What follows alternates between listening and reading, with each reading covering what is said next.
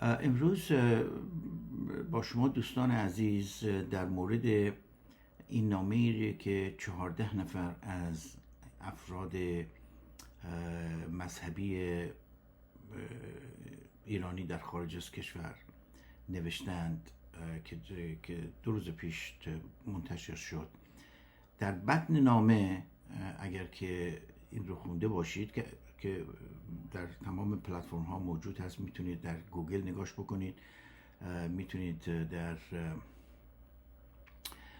در هر ای آی نگاه کنید. البته من این رو می نویسم، همه اینا رو که دارم با شما تعریف میکنم می نویسم و در یک اسی در alirahimibooks.com میذارمشون و قابل دسترسی است. بعد این 14 نفر اومدن یک نامه نوشتن و در بطن نامه اول از همه انتقاد کردن از دولت و انتقاد کردن که چرا دولت نتونسته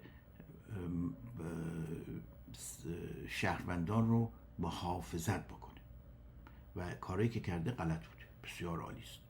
ولی ضمناً گفتن که کسانی که اینا رو کشتن شما نبودید، یعنی جمهوری اسلامی نبوده، اینا اسرائیلی بودن و ماموران خارجی بودن. چرا اینا این حرف رو میزنن؟ چرا اینها که خودشون دستشون آغشته به ناکاری و بدکاری و ضمناً خیانت به مملکت ایران و افراد ایرانی است، در 2026 میانی همچین چیزی رو می نویسن؟ آیا حالا که دیدن اوضاع خرابه و موشا دارن میپرن توی آب، اینا دارن سعی میکنن بپرن توی آب شاید یه تخته گیرشون بیاد؟ این 14 نفر رو اکثرا میشناسید، اسمشون رو لازم نیست ما بگیم. یکیشون در سال 2019 سخنرانی کرد که در یوتیوب هستش و همه ایرانی ها اینو میدونن و در تمام محافل درش صحبت شده و گفته که آیت الله خامنه‌ای یکی از بزرگترین، فهمیده ترین، دانشمندترین رؤسای کشور، لیدر، رئیس جمهور، هر چی که میخواین صداش کنید، از زمان هخامنشی است. یعنی از سال 2500 سال پیش تا امروز آقای خامنه‌ای فهمیده ترین، آشناترین، باشعورترین، ماهرترین، باسوادترین لیدر دنیاست. خب حالا بیایم این 14 نفر نگاه کنیم. این 14 نفر همشون برای جمهوری اسلامی کار میکردن. بعضیاشون به خصوص 2 نفرشون سوابق کمونیستی هم دارن. همشون اکثرشون آخوند بودن، تو حوزه علمیه درس خوندن. یکیشون تو مدرسه فارمسی رفته و بعد رفته انگلستان سوشال استادی یا یه چیزی خونده و خودش اسمش کرده دکتر، بعد اومده ایران رفته حوزه و چیز حوزه‌ای داشتن.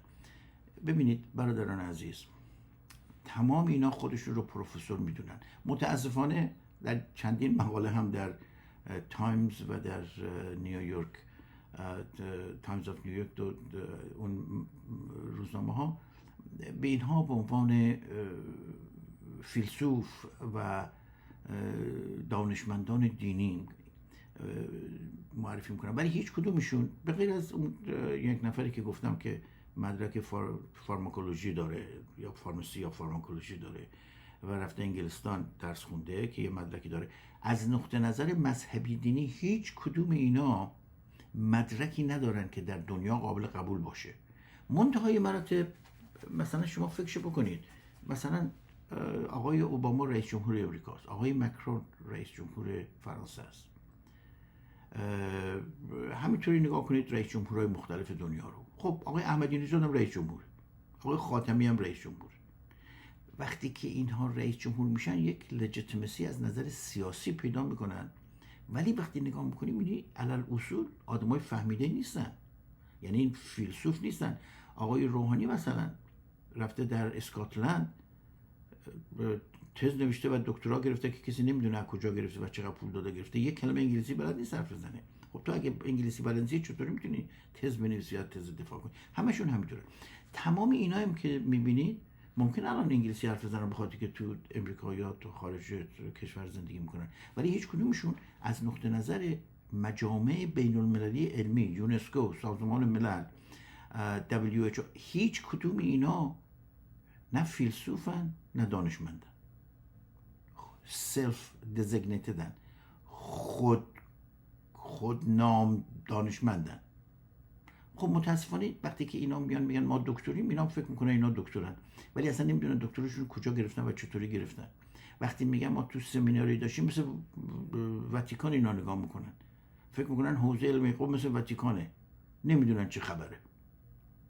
در نتیجه اینها مسائل رو قاطی پاتی میکنن. منو توی ایرانی اینا رو میدونیم و باید اینا رو رسوا بکنیم. بسیاری از اینها در زمان خودشون در ایران حتی زندان هم رفتن، به خاطری که اول خدمتگزار بودن، نوکری دولت کردن، بعد دولت در کونشون زد و تو سرشون زد و بیرونشون کرد. زندان رفتنشون دلیل انقلابی بودنشون نیست، دلیل با معرفت بودنشون نیست.